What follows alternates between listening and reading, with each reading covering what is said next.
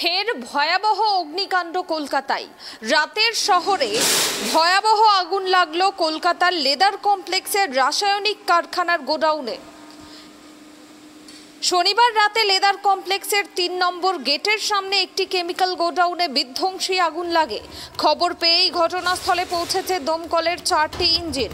তবে আগুনের লেলিহান শিখা দ্রুত আশেপাশের এলাকায় ছড়িয়ে পড়তে শুরু করেছে, ফলে আতঙ্কের সৃষ্টি হয়েছে ওই এলাকায়। গোটা এলাকা ঘিরে রেখেছে পুলিশ। ফের অগ্নিকাণ্ড কলকাতায়। রাতের শহরে ভয়াবহ আগুন লাগলো কলকাতার লেদার কমপ্লেক্সের রাসায়নিক কারখানার গোডাউনে। শনিবার রাতে লেদার কমপ্লেক্সের ৩ নম্বর গেটের সামনে একটি কেমিক্যাল গোডাউনে বিধ্বংসী আগুন লাগে। খবর পেয়েই ঘটনাস্থলে পৌঁছেছে দমকলের ৪টে ইঞ্জিন। তবে আগুনের লেলিহান শিখা দ্রুত আশেপাশের এলাকায় ছড়িয়ে পড়তে শুরু করেছে।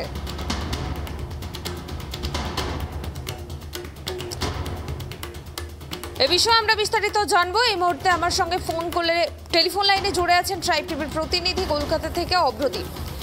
অভ্রদীপ, কলকাতায় লেদার কমপ্লেক্সের রাসায়নিক গোডাউনে ভয়াবহ আগুন, কি আপডেট রয়েছে এই মুহূর্তে?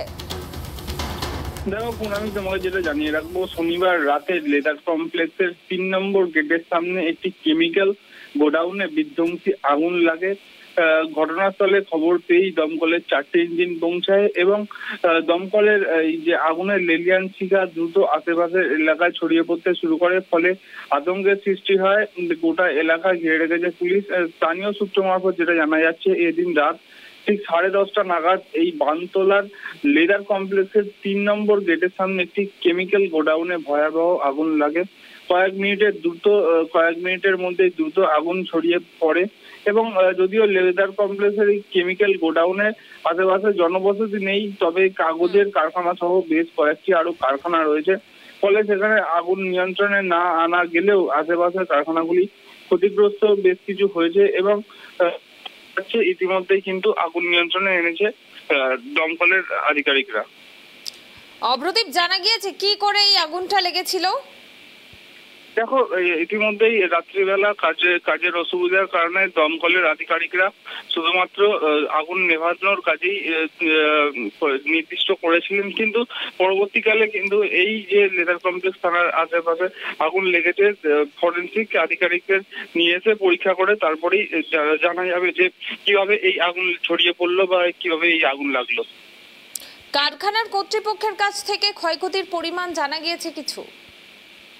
দেখো, যেরকমটা আগুন লেগেছে ক্ষয়ক্ষতির পরিমাণ বেশ কিছু মনে করা হচ্ছে, কিন্তু এখনো পর্যন্ত যেহেতু গভীর রাতে আগুন লেগেছে, সেই কারখানার যে আধিকারিকরা রয়েছেন তারাও সকালবেলা এসে উপস্থিত হবেন, তারপরেই কিন্তু তারা জানাতে পারবেন ক্ষয়ক্ষতির পরিমাণ কত। কিন্তু যেটা আমরা দেখতে পেয়েছি, যেহেতু রাসায়নিকের কারখানার পাশে কাগজের কারখানাও রয়েছে, যেমনটা মনে করা হচ্ছে ক্ষয়ক্ষতির পরিমাণ কিন্তু বেশ বড় অঙ্কেরই হতে চলেছে। ধন্যবাদ অভ্রদীপ।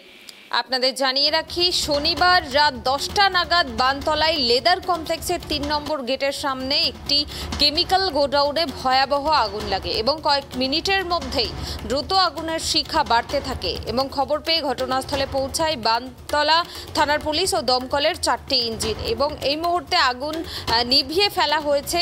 যদিও লেদার কমপ্লেক্সের কেমিক্যাল গোডাউনের আশেপাশে জনবসতি নেই, তবে কাগজের কারখানা সহ বেশ কয়েকটি কারখানা রয়েছে, ফলে আগুন নিয়ন্ত্রণে রয়েছে এই মুহূর্তে। তবে ওই গোটা এলাকায় আতঙ্কের সৃষ্টি হয়েছে। এখন গোটা এলাকা পুলিশ ঘিরে রেখেছে।